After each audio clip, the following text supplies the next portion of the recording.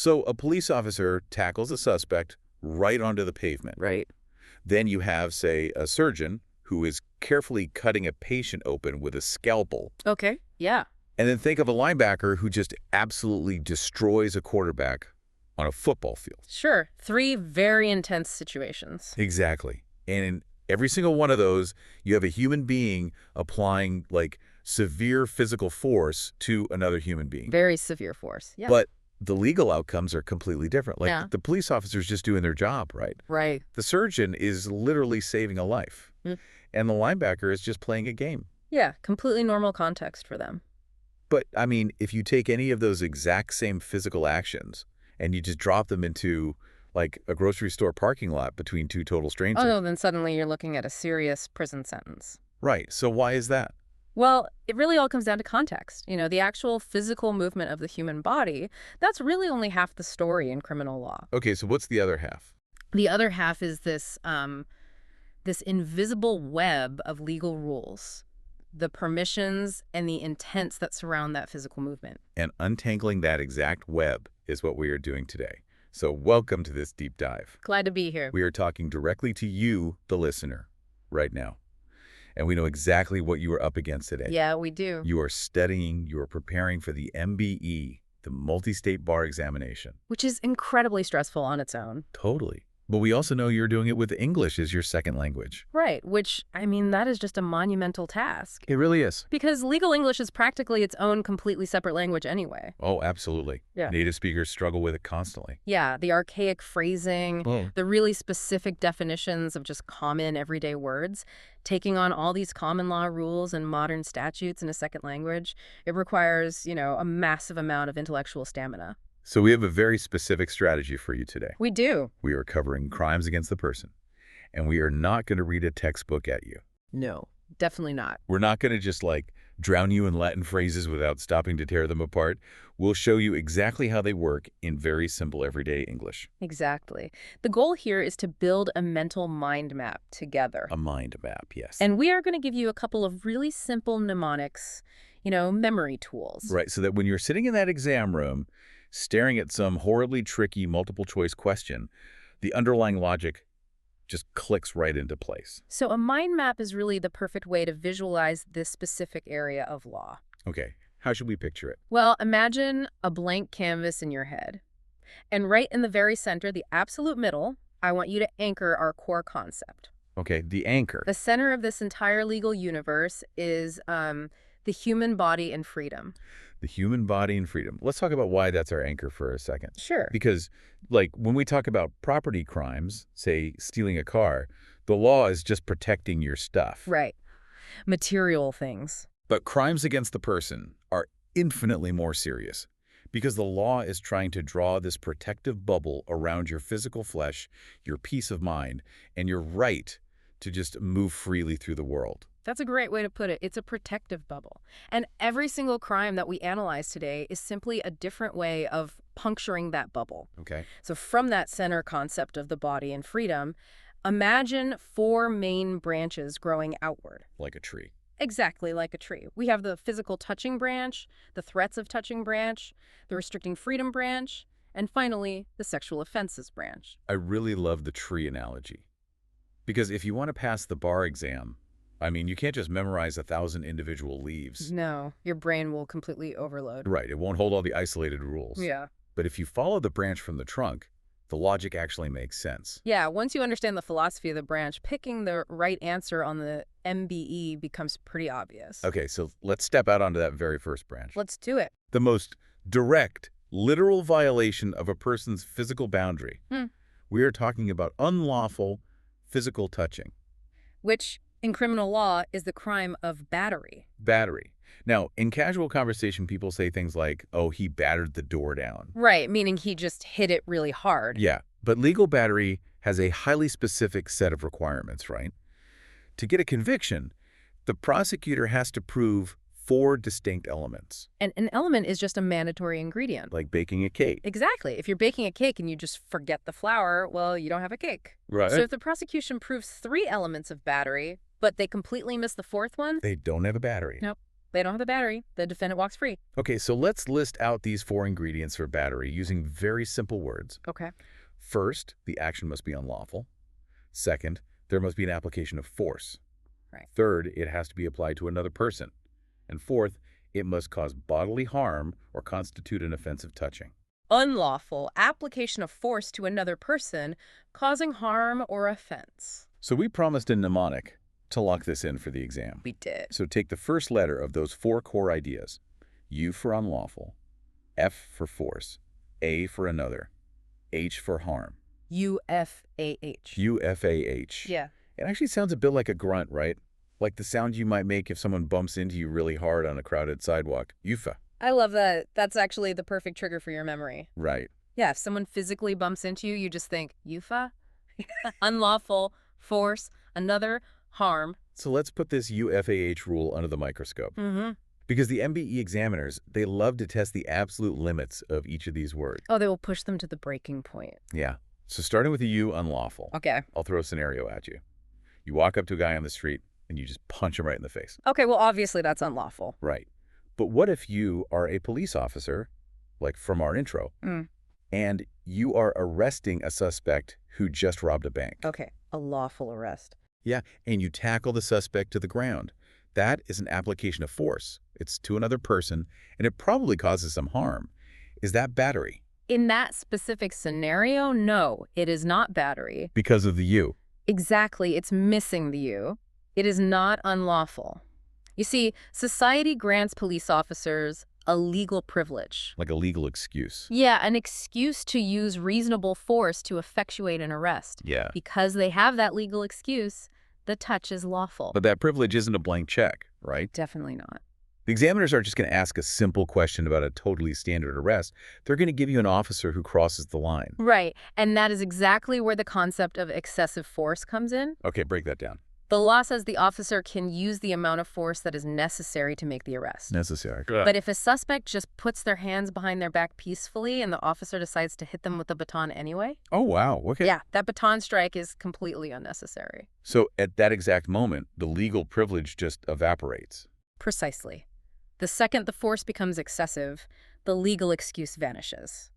And without the legal excuse, the force becomes unlawful. Meaning the officer has now committed a battery. Exactly. Okay, so the U is really just about whether society gave you permission to do the action. Let's move to the F, application of force. This is a tricky one. Yeah, because when people hear force, they picture a violent punch or a kick. But the legal definition is much, much broader than that, right? Extremely broad, yeah. The rule says the touching can be incredibly slight, as long as it causes a physical injury, OR, and this is the key phrase, an offensive touching. And this right here is a massive trap for law students, especially if English isn't your first language. Right. You do not have to leave a bruise to commit battery.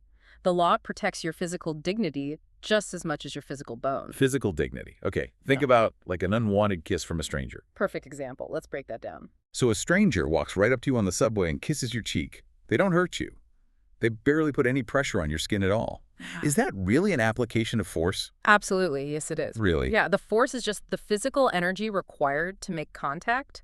And because that contact is highly offensive to a reasonable person's sense of personal dignity, it fulfills the final element. Wow, okay. It's unlawful, it's a physical touch, it's to another person, and it is offensive. That's a battery. What about spitting on someone? Same exact logic. Spitting doesn't break an arm, but it is deeply, deeply offensive contact with the person's body. The law considers it a battery. Okay, now let's push this even further. This brings us to a classic MBE trick regarding the A in UFAH. To another person. Right.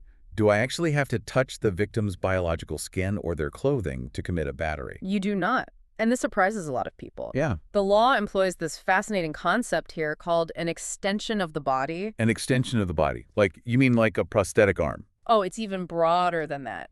An extension of the body is any object intimately connected to the person, carried by the person, or used by the person for support at that moment. Okay, let's create an MBE fact pattern for this. Let's hear it. A woman is walking down the street, and she's using a wooden cane to support her weight. Okay. A teenager comes running by, thinks it would be funny to mess with her, and kicks the bottom of the cane. Classic exam scenario. Right. So the teenager's foot only touches wood. It never actually touches the woman. But she loses her balance, falls, and scrapes her knee. Mm. Did the teenager commit battery? Yes, absolutely. Because of the cane. Because the cane is supporting her weight. It is practically a part of her physical presence in the world at that exact moment. Wow. So by kicking the cane, the teenager is legally kicking her. The force applied to the object transfers legally to the person holding the object. That's wild. What if, say, someone is holding a plate of food at a buffet, and I just slap the plate out of their hands because I'm angry at them? That is battery. It's the plate. Just the plate. It's in their hands. It's an extension of their person.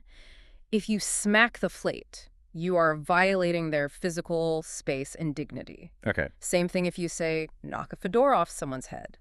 You don't have to touch their scalp, right? Touching the hat is enough. Okay, so the victim's body is extended to the things they hold. Right. What about the defendant's body?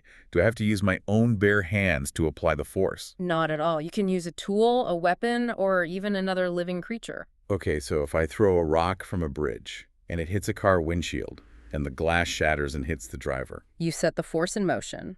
The rock and the glass are just the vehicles for your physical force. So you committed battery. And you mentioned a living creature. Yeah. If you command a trained attack dog to bite someone, the dog's teeth are the application of force, but you applied it through your command. Okay. So it's your battery. All right, I want to introduce a really thorny hypothetical here. Okay, bring it on. This is exactly the kind of question that separates a passing score from a failing score on the bar exam because it totally plays on your emotions. Let's call it the seizure exception. Let's hear the setup. Okay, we have 3 people in a parking lot. Yeah. A husband, a wife, and a man who is incredibly angry at the husband. Let's call the angry man the defendant. Okay, got the players. The defendant storms up to the husband and viciously punches him right in the stomach. Okay. The husband drops to the ground.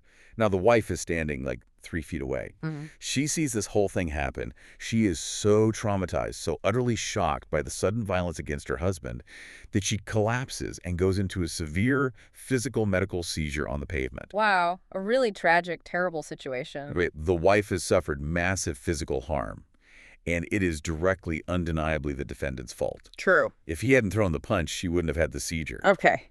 So the prosecutor charges the defendant with battery against the husband and battery against the wife. Okay. Is he guilty of battery against the wife? No. He is not guilty of battery against the wife. What? And I know your intuition is screaming that this is wrong. It feels completely wrong. I mean, he caused her severe physical harm. Why isn't it battery? Take a breath and go back to the mind map. Go back to our UFAH mnemonic. What does the F stand for? Force.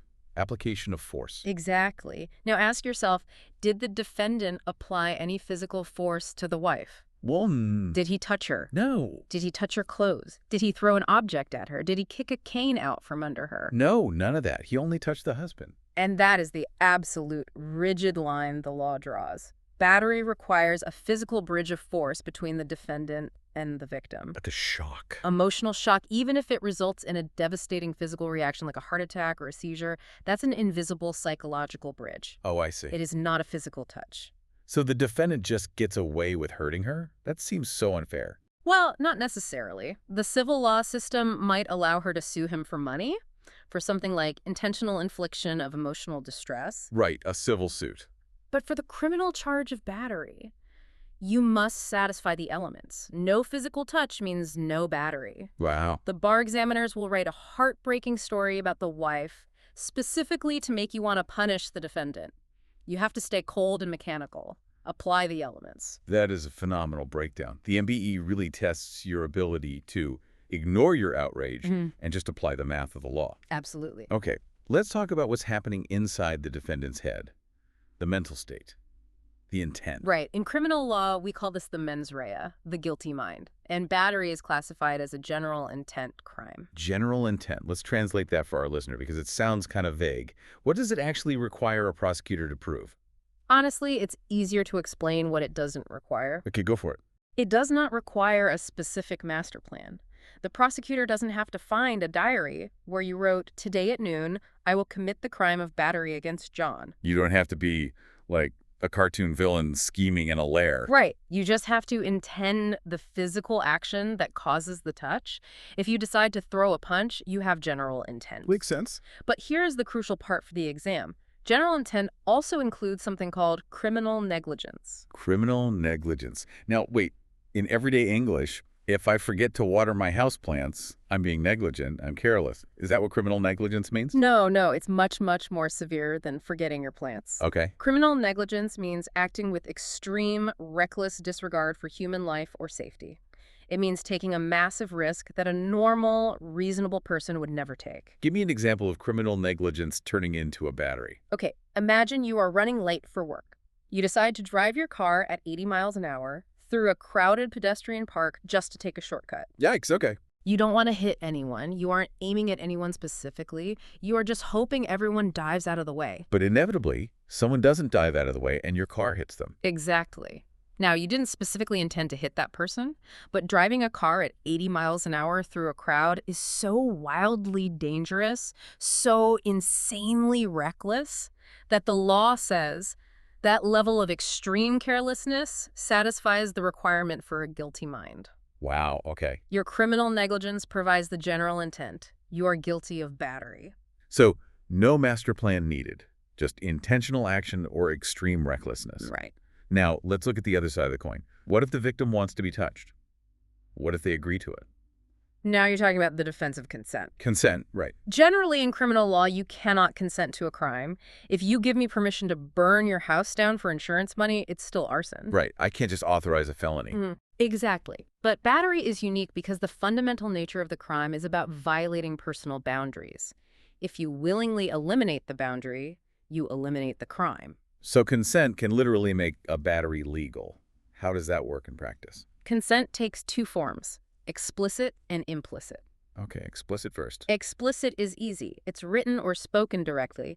Think back to our surgeon example from the very beginning. Yeah, cutting someone open. A surgeon taking a scalpel to your abdomen is absolutely applying force and causing severe bodily harm.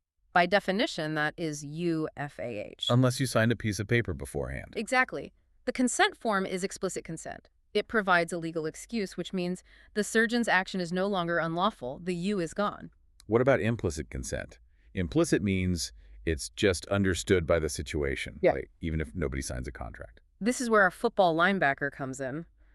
When you put on a helmet and step onto a football field, you are implicitly consenting to the physical contact that is a normal part of the game. Right. You understand that getting tackled is the entire point. Exactly. But what if the linebacker pulls a knife on the field and stabs the quarterback? And then we're back to battery. Actually, aggravated battery. Because while you consented to a tackle, you absolutely did not consent to being stabbed. Perfectly said. Implicit consent only covers the contact reasonably expected within the context of the activity. Which is why a tackle on the football field is legal, but a tackle in the frozen food aisle of a grocery store is a crime. You didn't implicitly consent to a grocery store tackle while buying peas. Great analogy, yeah. Okay, before we move on to the next branch of our mind map, there are two, well, darker, heavier leaves on this battery branch that we need to touch on: aggravated battery and mayhem. Aggravated battery is exactly what it sounds like. It's a battery made worse by specific circumstances. Modern statutes will elevate the punishment, like turn it from a misdemeanor to a serious felony, in two main situations. Well, guess. One is based on the injury, and one is based on the tool used. Spot on. The first is if the battery causes serious bodily injury. Okay, define serious. A scraped knee or a bruised cheek is simple battery. A shattered jaw, a punctured lung, or putting someone in a coma, that elevates it to aggravated battery. And the second situation? If the defendant uses a deadly weapon. Oh, okay. If you hit someone with your bare fist, it might be simple battery. If you hit them with a baseball bat, a steel pipe, or a firearm, it automatically becomes aggravated battery, regardless of whether you actually broke a bone. Just the use of the weapon itself is the aggravating factor. Yes. Okay, that brings us to mayhem. M-A-Y-H-E-M. It sounds like a word from, like, a pirate movie. We're going to cause absolute mayhem. Why is this specific word tested on the bar exam? Because the bar exam loves to test the history of the law.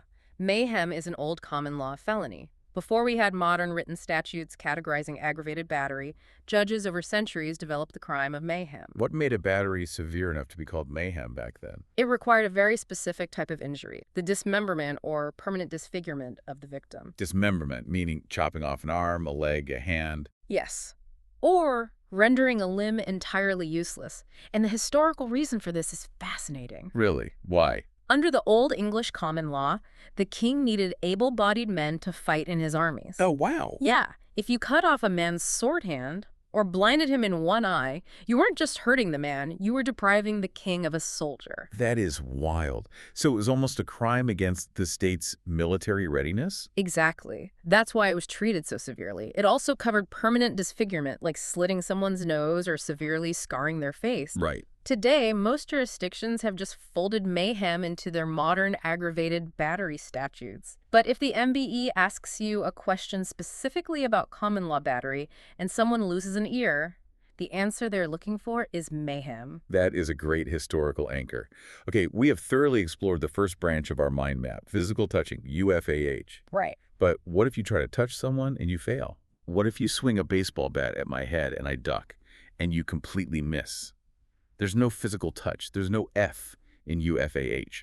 So it can't be battery. What is it? This moves us smoothly to the second branch of our mind map, the threat and the miss.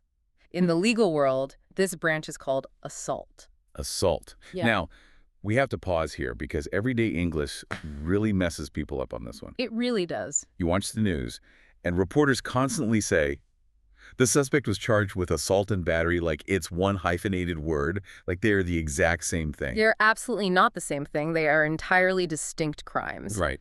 Battery requires a physical touch. Assault does not require a physical touch. Got it. If we go back to the philosophy of bodily autonomy, battery protects your flesh. Assault protects your peace of mind and your right to live without people constantly trying to hurt you. And the source material highlights a massive glowing red warning sign for the bar exam here. Assault is a tricky word because it's actually two completely different legal concepts wearing the same name tag. Yes. To master assault, you have to understand that it has two separate definitions. You can commit assault in two entirely different ways. Let's use our second mnemonic here to lock this in for the listeners. Perfect. The two types of assault are attempt and apprehension. They both start with the letter A, so we call this the AA rule. The AA rule. Assault is attempt or apprehension.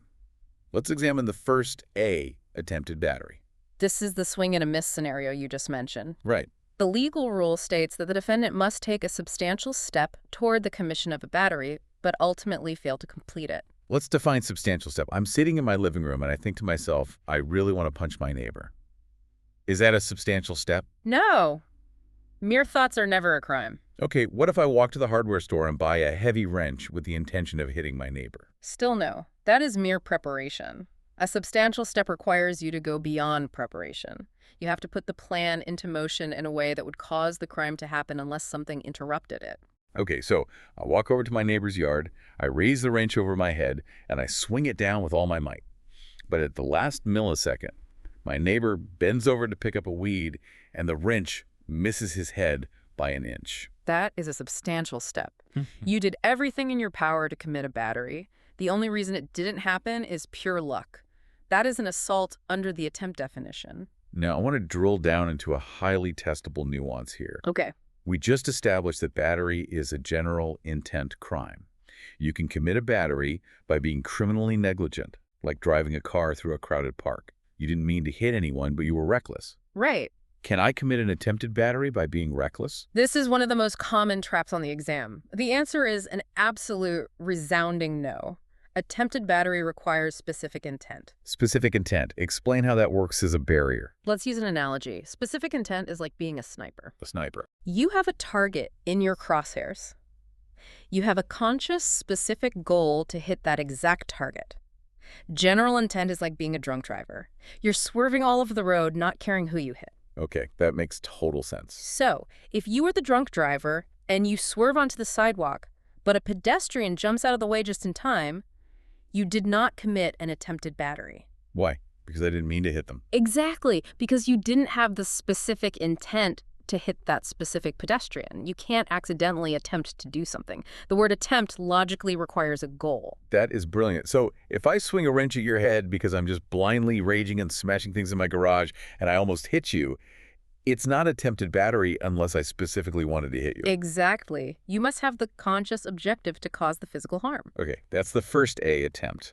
Let's look at the second A, apprehension. This one trips up ESL students a lot. Yeah, because the legal definition is intentionally placing another in apprehension of imminent bodily harm. And in everyday English, if I tell my friend I have a lot of apprehension about my job interview tomorrow, it means I'm anxious, I'm scared, I have butterflies in my stomach. Yeah. Does the legal definition require the victim to be scared? No, and that's a brilliant distinction to make. In the context of criminal assault, apprehension does not mean fear. It means expectation. Expectation. It means awareness. It means you see the threat coming and you expect it to arrive. Let's test that with a hypothetical.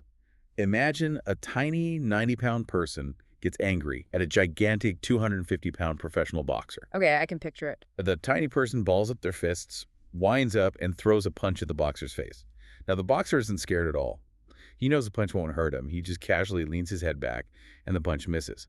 Could the tiny person commit assault? Yes, under the apprehension definition, the boxer wasn't fearful, but the boxer was apprehensive. He perceived the physical threat. He expected the imminent bodily contact. That expectation is all the law requires to violate his peace of mind. And the threat has to be imminent. What does that actually mean? It means right now. Not tomorrow, not next week. Right. If I stand across the street and yell, I'm going to come over to your house and punch you next Thursday. It's a terrible thing to say, but it is not an assault. The harm is not imminent. Okay, so the core of this second A is that the victim expects to be hit right now, which leads us to a really fascinating legal puzzle. What if the victim doesn't expect it? The awareness rule. Let's set the scene. Okay, you are standing on a street corner looking at your phone. You have noise-canceling headphones on. Totally oblivious. Exactly. I quietly walk up behind you. I hate you. I pull my fist back, and I throw a massive, violent punch right at the back of your skull. But I step on a banana peel, I slip, and my fist misses your head by a millimeter. I fall quietly to the ground. Like a cartoon. Right. You never turn around. You never hear me. You walk away having absolutely no idea you were almost attacked. A classic exam fact pattern. Now, I want to argue this. Society needs to punish me. I did something terribly dangerous. So I am definitely guilty of the apprehension type of assault. Right? Well, let's stick strictly to the definition. Did you intentionally place another in apprehension of imminent harm? Well, no, because they didn't know it was happening. Exactly. The victim's lack of awareness is an absolute defense to the apprehension type of assault. You cannot expect something that you don't know is coming. Your peace of mind was never disturbed because you were happily looking at your phone the whole time. So I just get away with it. I tried to punch you in the back of the head, and I walk free because you were wearing headphones. No, you don't walk free. This is exactly why the A rule is so powerful. Oh. I said you aren't guilty of the apprehension type of assault, but what about the attempt type? Phase 1. Attempted battery. Exactly. Did you take a substantial step toward committing a battery? Yes, you threw the punch. Did you have the specific intent to hit them? Yes, you hated them and wanted to hit them in the head. So even though they didn't know about it, I'm still guilty of attempted battery assault. Precisely. The bar examiners will give you a scenario where the victim is asleep or looking the other way and ask if the defendant is guilty of assault. The answer is yes, but only under the attempt theory. You have to check both A's in your AA mnemonic before you make a decision. That is an incredible trap to be aware of. Just check both boxes. Is it an attempt? Is it apprehension? If either one is true, it's assault. Exactly. Okay, we spent a lot of time on the physical body, touching the body, threatening the body. But our mind map center was the human body, A&D, freedom. Let's move to the third branch of our tree. This branch is entirely about restricting a person's freedom of movement. This is the crime of false imprisonment. So we're not hitting anyone. We're not scaring them with a punch. We're just controlling where they can go. Correct. The prosecution must prove 3 elements here. 1, the act was unlawful. 2, it resulted in the confinement of a person. 3, it was without the person's consent. Unlawful, confinement, no consent. Okay, unlawful means the same thing here as everywhere else, right? No legal excuse. If a judge sentences you to prison, the warden locking your cell door is lawful. So that's not false imprisonment. Right. And consent is obvious. If I ask you to stay in my living room and you say yes, you aren't falsely imprisoned. So the entire battleground for this crime is the middle element. Confinement. Confinement means forcing a person to go where they do not want to go, or stopping them from going where they want to go. Right. And the MBE tests the outer limits of this concept using what we call the alternative route rule. Let's build a house for this hypothetical. You and I are in my house. We're arguing. You say, I'm leaving. I run to the front door. I cross my arms and I block the exit. I say, you cannot leave through this door. I am restricting your freedom. But, and this is the key fact, the back door of the house is wide open. You know it's open and it leads straight to the sidewalk. Have I confined you? Let's apply the rule. The law says confinement exists only if no alternative routes are available. In your scenario, the back door is a known available alternative route. Therefore, your confinement is not complete. You are certainly being a nuisance by blocking the front door, but you have not legally falsely imprisoned me. But wait, let's change the facts. Let's say the back door's open, but I happen to own 3 vicious, starving, barking Doberman pinschers, and they are chained up right outside the back door, foaming at the mouth. Is the back door still an alternative route? No, the law is practical. An alternative route must be safe and reasonable. Expecting someone to fight off vicious dogs, or jump out of a third-story window, or wade through a freezing river is not reasonable. If the only alternative route involves danger or severe humiliation, like, say, forcing someone to run naked through a crowded lobby because you stole their clothes, the law considers that route invalid. You are confined. Okay, so the confinement has to be complete, with no safe way out. But how do I enforce the confinement? Do I have to lock a deadbolt or tie you to a chair? Physical force or physical barriers work, but they aren't strictly necessary. Confinement can be achieved purely through threats or a show of force. A show of force. Give me an example of that. You don't lock the door. You don't even say a word. You just stand in the only exit of the room holding a loaded shotgun glaring at me. Okay, that's terrifying. Right. You haven't touched me. You haven't made a verbal threat. But a reasonable person in that situation would absolutely feel that they are not free to leave. That implicit threat is enough to create confinement. I want to circle back to consent for a moment. You can't be falsely imprisoned if you agree to stay. But the source material makes a very specific point about who is actually allowed to consent. Yes, this is a vital concept across all criminal law. Capacity. Capacity. For consent to be legally valid, it must be given freely by someone who has the mental and legal ability to understand what they are agreeing to. So if I find a confused, heavily intoxicated person on the street and I tell them to come into my basement and they sort of slur out, sure, whatever, and I lock them in, I can't say, well, Your Honor, they consented. Exactly. Severe intoxication, severe mental illness, or being a young child all destroy the capacity to consent. The law treats their yes as a zero. It doesn't exist. You have confined them without valid consent. Okay, so we've trapped someone in a room. We understand false imprisonment. But let's say that crime doesn't stop there. Let's say I don't just keep you in the room. I force you out the back door, throw you into the trunk of my car, and drive you to a different city. Well, you've just stepped onto the 4th branch of our mind map, moving the trapped victim. You have upgraded the crime from false imprisonment to kidnapping. Kidnapping. So false imprisonment is kind of the foundational building block. And kidnapping takes that foundation and adds an elevator to it. That's a great way to visualize it. The legal elements for kidnapping are the unlawful confinement of a person against their will, coupled with either the movement or the hiding of that person. Confinement plus movement or hiding. Now, before we dissect movement, we need to kill a Hollywood myth right now. Yes, please. If you watch a movie about a kidnapping, there's always a scene with a ransom note made of cut-out magazine letters demanding $1 million in an unmarked briefcase. Is a ransom demand required for kidnapping? Put this in big, bold letters in your notes. No. A ransom is not a required element of the base crime of kidnapping. Interesting. If there is a ransom, the judge will likely enhance the punishment, maybe bump it up to aggravated kidnapping. But you can be convicted of regular kidnapping just for moving someone against their will, even if you never asked for a dime. And what about the hiding option? The text has concealed for a substantial period of time at a hidden location.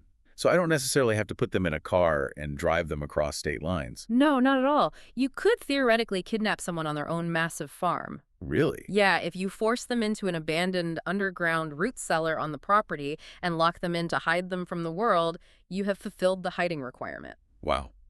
But the movement part, what lawyers call asportation, this is where the bar examiners really love to set traps. They call it the incidental movement rule. This rule was created to solve a very specific problem in the justice system. Kidnapping is a massive felony, often carrying a life sentence. Prosecutors love to tack it on to other crimes to force a plea deal. So the courts had to step in and define when movement is actually kidnapping and when it's just a minor part of a different crime. Let's explore this with an extensive hypothetical, because this is crucial for the MBE. Let's talk about armed robbery. Okay, lay it out. I walk into a small corner convenience store at midnight. I pull out a handgun. The cashier is standing right behind the register. I point the gun and say, "Back away from the register. Walk over to the back wall and put your hands on the glass." The cashier takes 5 steps backward, away from the register. I empty the cash drawer and I run out the door. Let's pause there and analyze your actions. Did you unlawfully confine the cashier? Yes, with the threat of the gun. Did you move them? Yes, you forced them to walk 5 steps to the back wall. So confinement plus movement. Yeah. Under a strict, literal reading, that's kidnapping. Under a purely mechanical reading, yes. But courts apply the incidental movement rule here. Yeah. If the movement happens during the commission of another crime, like your robbery, the movement must be more than is necessary to commit that underlying crime, and Amy must substantially increase the risk of harm to the victim. Okay, so let's apply that rule to my convenience store robbery. Was moving the cashier 5 steps more than necessary to rob the register? No. It's standard operating procedure for a robbery to control the victim's location slightly, to get them away from panic buttons or weapons. Moving them 5 feet is merely incidental to the robbery. It doesn't substantially increase their risk of being hurt. So you are guilty of armed robbery, but you are not guilty of kidnapping. Now let's change the scenario. Yeah. Same store, same gun. But this time, I want to take the cashier with me as a hostage so the police don't shoot at my getaway car. Okay. I force the cashier out the front door, shove them into the passenger seat of my car, and drive 3 blocks down the street before pushing them out. Entirely different analysis. Was shoving them into a car and driving 3 blocks necessary to steal the money from the register? No, I could have just run away. Exactly. Yeah. The movement was a completely separate, unnecessary action. And did it increase the risk to the cashier? Massively. Being trapped in a moving vehicle with an armed criminal is incredibly dangerous. Right. The movement is not incidental. In this scenario, you are guilty of armed robbery and kidnapping. The bar examiners will test this line constantly. Ask yourself, was the movement just a side effect of the main crime, or was it an unnecessary escalation? That makes the logic so much clearer. It stops prosecutors from turning every 5-foot shuffle during a mugging into a life-in-prison kidnapping charge. One final note on kidnapping. It has to be against their will. We touched on capacity earlier with the intoxicated person in the basement. The rule for kidnapping children is absolute, isn't it? It is a bright line rule. A child cannot legally consent to be taken out of the control of their parent or guardian. Period. Period. If a stranger pulls up to a playground, offers a 6-year-old a puppy, and the child enthusiastically says, "Yes, I want to go with you," and gets in the car, that consent is legally void. Right. The child lacks capacity. The movement is against the legal will of the guardian. It is a textbook kidnapping. Okay. We have climbed high into this tree. We've covered touching, threatening, trapping, and moving. Now we must transition to the 5th and final branch of our mind map. This branch deals with the most severe, intimate violations of personal boundaries, autonomy, and consent. We are entering the section on sexual offenses, specifically rape. This is a heavy topic, and as we proceed, we are going to keep our tone entirely analytical and academic. Our sole focus here is dissecting the legal rules, understanding how the definitions have historically evolved, and preparing you to correctly answer the highly specific questions you will face on the bar exam. And to understand the modern rules tested on the exam, you have to understand the ghosts of the past. We have to understand how the law used to work, because the MBE will occasionally test you on the contrast. Let's look at the old framework, the common law. The English common law defined rape with incredibly rigid specific elements. It was defined as unlawful sexual intercourse with a female, against her will, by force or threat of immediate force. With a female, so it was not gender neutral. Correct. Under strict common law, only a female could be a victim and only a male could be the perpetrator. And there's a massive systemic loophole built into that word unlawful, the marital immunity restriction. Yes. For centuries, the common law held the legal fiction that upon marriage, a woman essentially gave permanent, irrevocable consent to her husband. Therefore, legally, it was impossible for a husband to be charged with raping his wife. It is horrifying to look back at that, but it is essential history because society evolved, culture shifted, and the legal system was forced to modernize. Let's look at the modern statutes. How did the law rebuild itself? The modern statutes rebuilt the law in three critical ways to reflect a modern understanding of autonomy. First, the laws are now entirely gender neutral. Anyone can be a victim, anyone can be a perpetrator. Second change. The marital immunity restriction has been largely abolished across jurisdictions. A marriage license is no longer a shield against criminal charges for sexual violence. And the third change. This is the most important one for understanding the mechanics of the crime today. The requirement of force. At common law, the courts were incredibly skeptical of victims. They practically demanded evidence of a physical wrestling match, bruises, torn clothing, to prove it was by force. Right. Modern statutes have recognized that consent is a psychological state, not a physical battle. Most jurisdictions have replaced the strict force requirement with a simple requirement to prove a lack of consent. If there is no consent, the crime occurs, regardless of whether a physical fight took place. So the entire legal battleground, the fulcrum of the entire crime, rests on that one concept, consent. Let's do a deep dive into what legally destroys consent. Let's talk about threats. If someone threatens you, your consent isn't real. But what kind of threat? The rule is highly specific. Consent is ineffective if it is procured by a threat of imminent bodily harm. Imminent bodily harm, meaning a threat of physical violence right now. I want to push back on this because it feels like a massive blind spot in the law. Let's talk about real-world coercion. What if a powerful, wealthy boss calls an employee into an office and says, if you do not have sex with me right now, I will fire you, I will blacklist you in this industry, I will make sure you lose your house, and I will destroy your family financially. Okay. That is terrifying. That is extreme duress. Does that negate consent under the legal definition of rape? You are describing severe economic and social duress. It is predatory, it is coercive, and it is a terrible act. It might even be a crime under other statutes like extortion or criminal harassment. But, and this is vital for the exam, under the specific mechanical rules of the crime of rape, economic duress is not sufficient to negate consent. Why? That seems so unjust. A threat is a threat. The legal reasoning is about drawing a manageable boundary. Criminal law is a blunt instrument. If courts say that economic pressure negates consent for sexual offenses, where does the line stop? What if someone promises to pay rent if the other person sleeps with them and then threatens not to pay it? What if someone threatens to break up with their partner if they don't have sex? The courts are terrified of having to police the messy, subjective world of relationship ultimatums and economic negotiations under the severe umbrella of a rape charge. So they draw a hard physical line. The threat must be of physical bodily harm. That is a harsh reality of how the law prefers clean lines over muddy human interactions. Yeah. And you can guarantee the bar examiners will test that line. They will give you a terrible boss making financial threats and see if you mistakenly apply it to a physical charge. They absolutely will. Let's move to another way consent can be negated.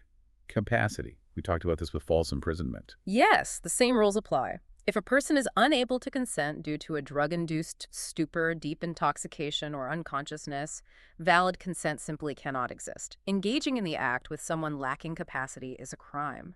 Okay, now we need to focus on what is arguably the trickiest part of this entire section for the MBE, especially for ESL students. This is a language translation hurdle. The text discusses how fraud, basically lying, affects consent. It uses two distinct Latin phrases, fraud in factum and fraud in the inducement. This distinction is a favorite for examiners. You must master this. Let's start with the general premise. Lying to someone usually does not make a resulting sexual encounter a crime, but there are exceptions based on what the lie is about. Let's break down the first phrase, fraud in factum. The word factum sounds like fact. That's a perfect way to remember it. Fraud in factum means lying about the fact of the matter, lying about the fundamental physical nature of the act itself. The victim literally does not understand what is physically happening to their body. Give me the classic example used in law schools. The medical exam. Imagine a deeply unethical doctor convinces a patient that a certain physical action is not sexual intercourse, but is actually a necessary part of a gynecological or physical examination using a medical instrument. So the patient agrees to the procedure. They say yes. Yes, but what did they say yes to? They consented to a medical procedure. They did not consent to sexual intercourse. The lie was about the fundamental physical reality of the act. And what is the legal result of fraud in factum? It completely destroys the consent. Because the victim didn't understand the physical nature of the act, they never consented to it. Fraud in factum is NO defense. The doctor is guilty of rape. Okay, fraud in factum means lying about the physical act, and it equals guilt. Now, let's contrast that with the second phrase, fraud in the inducement. Inducement refers to the motivation, the reason why you are doing something. Fraud in inducement means the victim fully knows what the physical act is. They know they are engaging in sexual intercourse, but they agree to it because of a massive lie about the reason, the benefit, or the identity of the person in some jurisdictions. The classic example here is the fake marriage proposal. Right. A person says, I am a billionaire and I promise I will marry you tomorrow, buy you a mansion, and take care of you forever if you sleep with me tonight. It's a total lie. They have $10 in their bank account and no intention of marrying the victim. The victim believes the lie and enthusiastically consents to the physical act. Okay, I have to step in here. A lie is a lie. They only agreed because of the fake promise. Surely that makes the consent invalid. The law says no. Think about the legal philosophy here. The law protects the physical body from forced or misunderstood contact. In the fraud and inducement scenario, the victim knew exactly what the physical contact was. They consented to the physical reality of intercourse. What they were defrauded out of was the bargain. So it's treated more like a broken contract. Exactly. It's morally reprehensible, but the legal system refuses to use the extreme criminal charge of rape to police broken promises, lies about wealth, or lies about future intentions in the bedroom. If they did, half the bad dates in the world might end in criminal charges. Wow. So the rule is absolute. Fraud and inducement is a valid legal defense to the charge of rape. Fraud in factum, lying about the act, means guilty. Fraud in inducement, lying about the reason, means a valid defense. That is deeply counterintuitive to normal human morality, which is exactly why the bar exam loves to test it. It's definitely going to show up. 2 quick final points on this general branch before we look at a special exception. Intent and resistance. Rape is classified as a general intent crime. The defendant only needs the intent to commit the physical act without valid consent. And regarding resistance, as we noted when discussing the shift from common law, physical resistance by the victim is not legally required to prove the crime today. But the text notes that resistance, or the lack of it, still plays a role in the courtroom. Yes. While not required, a lack of physical resistance can be introduced by the defense as evidence suggesting that consent existed. Furthermore, because it's a general intent crime, the intent element can be challenged if the defendant can prove they reasonably believe that the victim's lack of resistance indicated actual consent. It's a messy, highly fact-dependent area for a jury to sort out. Okay, this brings us to a final what-if question. A scenario that throws all of these complex rules out the window. Set it up. What if everything is perfect? There's absolutely no physical force. There's no threat of harm. There is no fraud, no lies about the act or the reason. It is entirely enthusiastically consensual. But UT, the person is simply too young under the law. That transitions us to our final legal concept of the day. Strict liability, specifically in the context of statutory rape. Statutory rape is defined as sexual intercourse with a person under the legally established age of consent. Let's talk about this concept of strict liability.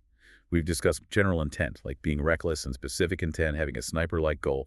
Where does strict liability fit into that hierarchy? It doesn't fit in the hierarchy. It exists completely outside of it. Strict liability is like a tripwire in the woods. A tripwire, explain that. If you walk through the woods and your foot hits a tripwire, the trap springs. It doesn't matter if you didn't see the wire. It doesn't matter if you were being incredibly careful. It doesn't matter if someone told you the woods were safe. If your foot hits the wire, the trap goes off. So your mental state is irrelevant. Completely irrelevant. Strict liability means the law does not care about your intentions, your carefulness, or your beliefs. If you commit the physical act and the fact exists, in this case, the fact that the victim is under the legal age, you are strictly liable. You are guilty. End of story.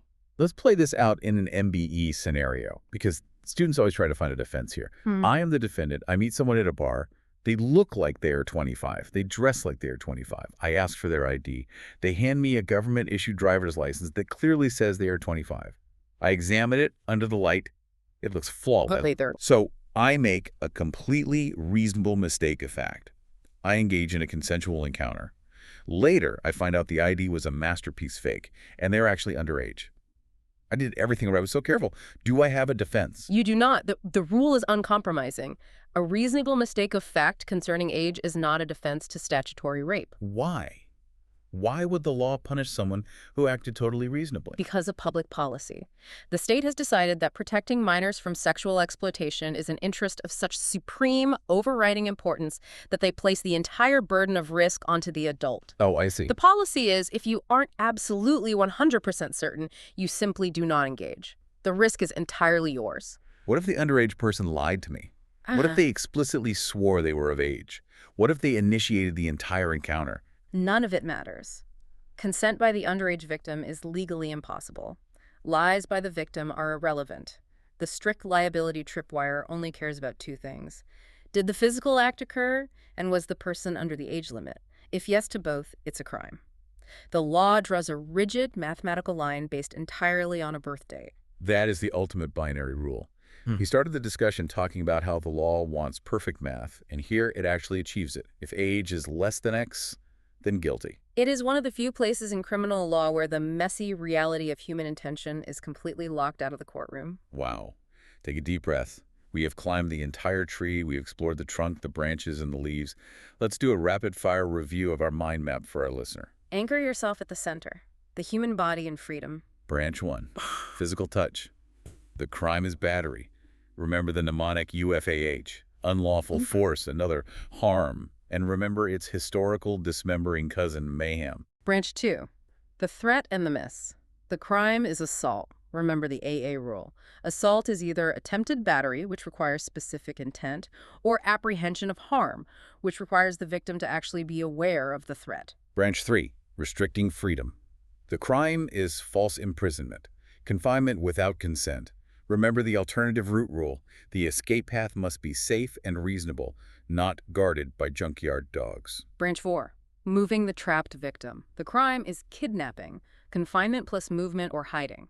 Remember the incidental movement trap. If you are committing a robbery, the movement must be more than is necessary to just commit the robbery. And finally, Branch 5, sexual offenses. Rape and statutory rape. Remember the massive difference between fraud in factum, lying about the physical act, which equals guilt, and fraud in inducement, lying about the reason, which is a valid defense. And never forget the tripwire. Statutory rape is strict liability. No defense for a mistake of age, no matter how reasonable. That is a rock-solid mental map. To our listener, you've got this. We know legal vocabulary in a second language is a mountain to climb.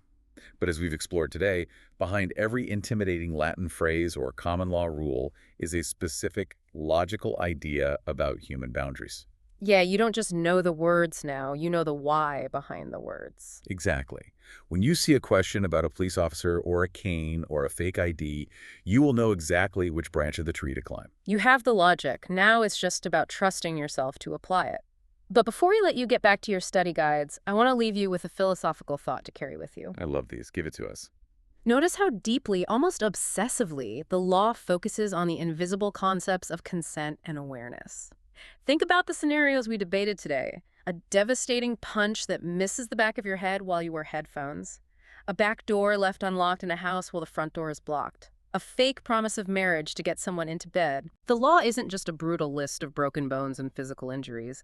It is an incredibly ambitious, sometimes clumsy attempt to draw a rigid mathematical line around human psychology, peace of mind, and our freedom of choice. As you memorize these elements for your exam, don't just memorize them. Think about where the law draws that line perfectly and where that mathematical line feels entirely inadequate to capture the messy, complicated reality of human life. That is a phenomenal lens to view this through. When does the math of the law work, and when does human nature break the formula? We will leave you to ponder that, keep climbing the branches, keep mapping the logic, and we will see you next time on The Deep Dive.